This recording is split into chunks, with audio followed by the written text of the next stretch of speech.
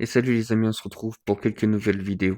Et si je te disais qu'on a réussi à prouver scientifiquement que les humains ne sont pas des êtres physiques? On peut même aller encore plus loin en disant que dans notre univers, absolument rien n'est physique ou bien solide. Et on en a la preuve en vidéo. Selon la physique quantique, absolument tout ce qui nous entoure est fait d'atomes. Les atomes qui te composent, eux, sont faits de particules. Parmi ces particules, on a les protons et les neutrons qui sont faits de quarks, et les électrons qui sont faits de leptons. Mais ces quarks et ces leptons, de quoi est-ce qu'ils sont faits? D'absolument rien du tout. Ce sont juste des points d'énergie pure, pas de matière, pas de substance, juste des vibrations dans le vide. Donc toi, moi et tout ce qui t'entoure, on est des illusions de matière construites par l'énergie. Mais si c'est vrai, alors est-ce que c'est possible de le voir? Eh bah oui. Regardez cette expérience avec de l'hélium. À température ambiante, l'hélium c'est un simple gaz. Mais quand on le refroidit à moins 269 degrés Celsius, il devient liquide. Et si on continue à le refroidir jusqu'à frôler le zéro absolu, quelque chose de complètement fou se produit. Il arrête de bouillir d'un coup et devient super fluide. Concrètement, qu'est-ce que ça veut dire? Il n'a plus aucune viscosité et accroche-toi bien, il est capable de traverser la matière. Oui, tu vois bien, il est capable de traverser le verre comme si les atomes du liquide glissaient entre les atomes du contenant.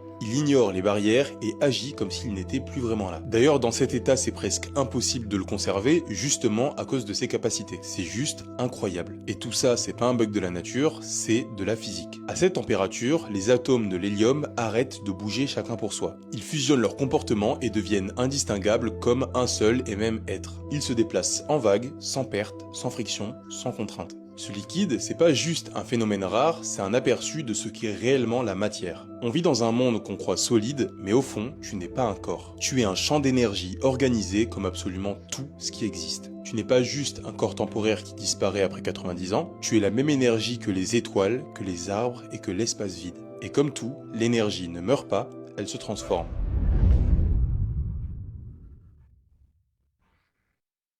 Vous pensez que j'en ai fait que d'énergie? Parce que ça pourrait être possible en vrai.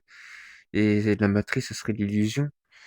Après, c'est étonnant comment l'hélium réagit. Je sais pas si c'est vrai ou pas, mais c'est surprenant. Ces disques pourraient prouver que les extraterrestres sont déjà venus sur Terre. En 1938, une expédition chinoise explore les montagnes isolées de Bayan Karaula. Dans des grottes, les chercheurs tombent sur des tombes minuscules, abritant de petits squelettes à la morphologie étrange. Mais la découverte la plus troublante, ce sont des centaines de disques de pierre, chacun gravé de spirales et de signes microscopiques. Pendant des années, ces disques intriguent, jusqu'à ce qu'un professeur affirme avoir réussi à les déchiffrer. Selon lui, il raconte l'histoire d'un peuple venu des étoiles. Des voyageurs appelés les Dropas et qui se seraient écrasés ici il y a plus de 12 000 ans. Les textes décriraient leur vaisseau, leur impossibilité de repartir et leur intégration forcée parmi les habitants de la région. Autrement dit, la preuve écrite d'une visite extraterrestre dans l'Antiquité. Peu de temps après, les disques disparaissent mystérieusement des musées, les scientifiques qui en parlaient sont discrédités et toute l'histoire est classée comme une légende sans qu'aucune explication claire ne soit donnée. Simple mythe inventé ou tentative d'effacer la trace d'une rencontre entre humains et extraterrestres? Mais ça, personne n'en parle.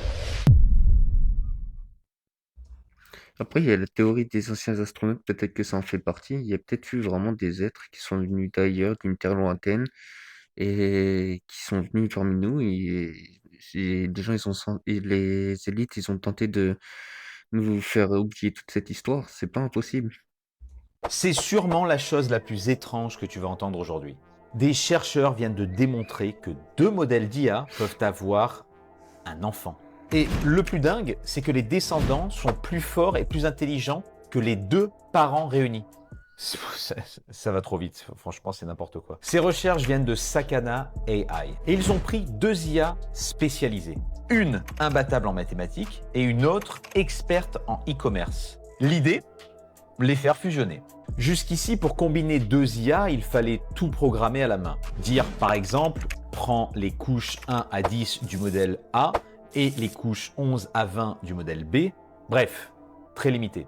Mais là, les chercheurs ont laissé l'évolution faire le travail. Ils ont créé M2N2, un algorithme évolutif qui jette plusieurs IA dans un écosystème numérique où elles doivent lutter pour survivre. Les plus faibles disparaissent. Les plus fortes fusionnent en créant des descendants. Et ce n'est pas du hasard, ils ont ajouté une forme d'attraction. Une IA nulle en maths va s'associer avec une IA experte en maths. Une IA faible en langue va fusionner avec une IA spécialiste en écriture. Bref, une sélection numérique. Résultat, lorsqu'ils ont combiné Wizard Math 7B avec Agent Evolve 7B, le bébé a explosé les scores. 63,5% de réussite sur des tâches combinées, largement au-dessus de ses deux parents. Encore plus fou, ils ont fusionné des IA d'images entraînées uniquement en japonais avec d'autres entraînées uniquement en anglais. Leur progéniture comprenait parfaitement les deux langues sans avoir été entraînée en anglais. C'est la première fois qu'on prouve qu'une IA peut évoluer à partir de zéro, juste par fusion et sélection, sans entraînement classique. On ne parle donc ici plus de modèle, mais d'évolution numérique spontanée. Et si tu veux suivre les prochaines étapes de cette histoire complètement dingue, bah écoute, je te laisse t'abonner. Ça commence à ressembler à la sélection naturelle qu'on pourrait faire pour le code ADN, tout ça. Les IA commencent même les robots, à trop ressembler aux humains.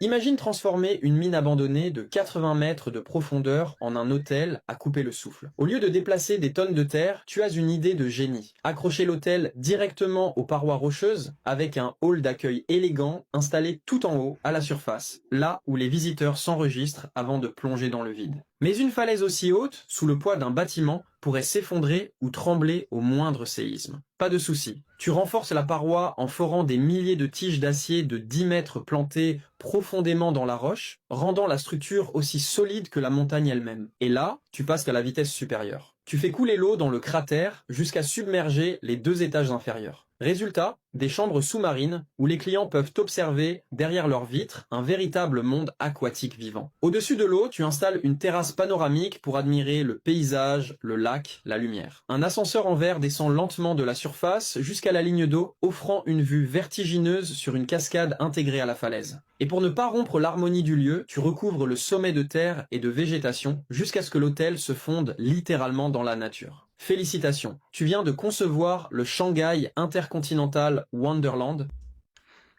En vrai, c'est assez joli. Ça pourrait faire un endroit où aller pour voyager.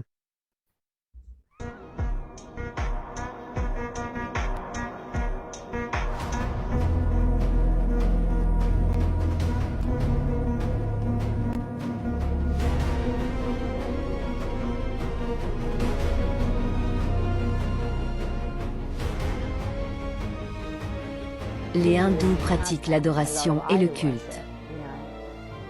Ici, on crée des idoles. On les habille et les entraîne à être adorés.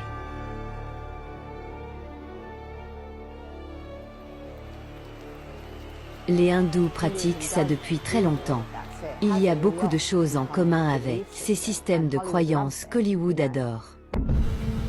Ces personnes perçues comme surhumaines influencent leur audience dans des directions plus ou moins mauvaises, qui sont en plus, selon MIA, dictées par les personnes derrière cette industrie. Musician, I have to be sexy in order to sell my music. La vidéo complète est dispo sur la chaîne YouTube Les coulisses de la fame. Le lien est en description. C'est vrai que c'est curieux comment ça se passe à Hollywood, hein, comment ils sont idolâtrés, les pactes qui passent, les films, comment ils sont tournés, c'est assez badant en vrai. Un missile américain rebondit sur un ovni, une vidéo choc révélée au Congrès américain. C'est une séquence digne d'un film de science-fiction, mais bel et bien présentée en pleine audience officielle à Washington. La vidéo dévoilée par le représentant Eric Burlison a laissé la salle sans voix. On y voit un drone américain MQ-9 tirer un missile Hellfire sur une sphère lumineuse mystérieuse au large du Yémen. Malgré la puissance de l'impact, l'aube reste intacte et le missile rebondit comme si l'objet était indestructible. Les experts présents dans la salle confirment qu'aucune technologie connue ne pourrait survivre à une telle frappe. Et alors que tout le monde était stupéfait, le journaliste George Knapp a enfoncé le clou en révélant qu'il existerait des serveurs remplis de vidéos similaires auxquelles même le Congrès n'aurait pas accès. Les lanceurs d'alerte accusent l'État de dissimuler des preuves massives sur les ovnis. Quant à la présidente du comité, Anna Paulina Luna, elle affirme que la diffusion de ces informations auprès du public est importante et que l'audience n'a pas pour but d'alimenter les spéculations, mais de poser les questions que chaque Américain a le droit de poser. En vrai, je pense qu'il y a quand même vraiment des ovnis, je sais pas si c'est terrien ou pas, mais je pense quand même qu'il y en a vraiment avec tout ce qui sort ces derniers temps. Et surtout en Amérique, il y en a vraiment pas mal, pas mal, pas mal. Et ça, je pense que c'est une vidéo vraie, donc c'est vrai que ça faut poser des questions. Pour séduire une femelle, ce petit oiseau est prêt à tout. Il ne fait pas les choses à moitié. Il y met tout son cœur et tout son bec. Il construit une maison suspendue dans le vide. Et ce n'est pas un bricolage, c'est une œuvre d'architecte. Regarde ce bec fin, aussi précis qu'une aiguille. Il tisse, brin après brin, des herbes fraîches et souples qu'il enroule, noue, entremêle, jusqu'à bâtir une œuvre suspendue dans le vide. Pas de fondation, pas d'échafaudage, juste une branche, la gravité et un talent fou. La première étape, c'est le nœud. S'il cède, tout s'effondre. Mais quand le point d'ancrage est solide, le reste se construit comme une danse. Anneau, toit, puis la chambre principale, et enfin ce petit tunnel d'entrée, orienté vers le bas pour décourager les serpents. Le nid doit être solide, mais aussi élégant, car madame est exigeante. Certains mâles glissent des plumes, des fleurs ou des brins de feuilles plus clairs, comme s'ils ajoutaient une touche de déco intérieure. Quand la femelle vient inspecter le travail, elle ne dit rien. Un simple regard, un battement d'aile, si le nid lui plaît, elle reste. Sinon, elle s'envole, et le pauvre mâle recommence tout à zéro. C'est quand même impressionnant ce qu'ils savent faire les oiseaux, hein, parce que là, il fait une belle œuvre architecturale, comme il a dit, mais il a pas de main, l'oiseau, et puis c'est que avec des petites herbes. Franchement, c'est balèze, je trouve. La technologie de la sphère de Las Vegas est complètement folle. C'est l'écran le plus grand jamais construit, 20 fois plus grand qu'un IMAX. L'écran est en fait la partie la moins impressionnante de tout le projet, parce que le vrai bijou, c'est l'audio. La sphère possède 167 000 haut-parleurs cachés derrière l'écran. Ça fait 8 haut-parleurs dédiés par personne. Et là où ça devient incroyable, c'est qu'ils ont conçu un système qui peut personnaliser le son pour chaque siège. Ça veut dire qu'ils peuvent diffuser un concert en plusieurs langues en même temps, selon où tu es assis. Toi, tu l'entends en espagnol, moi en anglais, et tout ça en même temps. Ils utilisent la même ingénierie que les casques à réduction de bruit pour y arriver. Alors oui, les visuels sont fous, mais ce qui rend ça magique, c'est aussi la caméra. La sphère est tellement immense et incurvée qu'ils ont dû inventer la caméra vidéo la plus puissante du monde, juste pour filmer pour elle. Leur première tentative, 11 caméras de cinéma soudées ensemble, mais trop galère à synchroniser et à monter. Alors ils ont inventé The Big Sky. Elle filme en 18K et les fichiers sont énormes. Une seule seconde prend 60 Go de stockage. Ça veut dire que 4 secondes remplissent ton iPhone entier. Ils ont même dû construire une mini-sphère secrète en Californie, un quart de la taille, juste pour tester les rendus visuels. Et maintenant, une deuxième sphère doit être construite à Abu Dhabi l'an prochain. Et d'ici 2035, on en verra sûrement une dizaine dans le monde. En vrai, c'est quand même stylé les technologies qu'il y a à l'intérieur, parce que déjà les hologrammes, c'était impressionnant. Alors en plus avec le son qu'on peut écouter chacun dans notre langue, ça c'est vraiment fort, je trouve. Parce que pour pas que les autres sièges l'entendent, c'est balèze. Mais à voir les prochaines qui vont construire, hein. Le Japon vient de battre le record de vitesse internet avec un débit de 1,02 pétabits par seconde. C'est environ 3,5 millions de fois plus rapide que la connexion moyenne aux États-Unis. Pour vous donner une idée, c'est assez rapide pour télécharger l'intégralité du catalogue Netflix en moins d'une seconde. Ce record a été rendu possible grâce à un câble à fibre optique nouvelle génération, long de 1800 km avec 19 cœurs. Contrairement aux fibres classiques, qui n'en utilisent qu'un ou deux, ce câble transmet les données simultanément à travers plusieurs canaux. Ça évite les pertes de débit, même sur de très longues distances. Et même si ce type de technologie ne sera pas disponible pour le grand public tout de suite, c'est un bond en avant majeur pour l'avenir du streaming, des jeux en ligne, de la recherche scientifique ou même des communications entre data centers. En vrai, là, c'est devenu ultra puissant. Peut-être qu'on en a pas tout de suite, mais quand on en aura, je pense que Internet ira à une vitesse folle.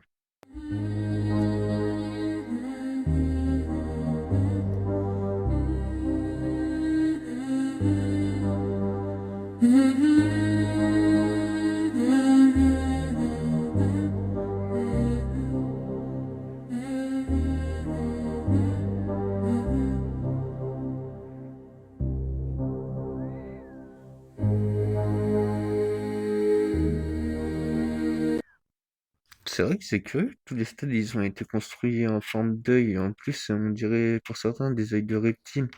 Vous pensez qu'il y a une signification derrière?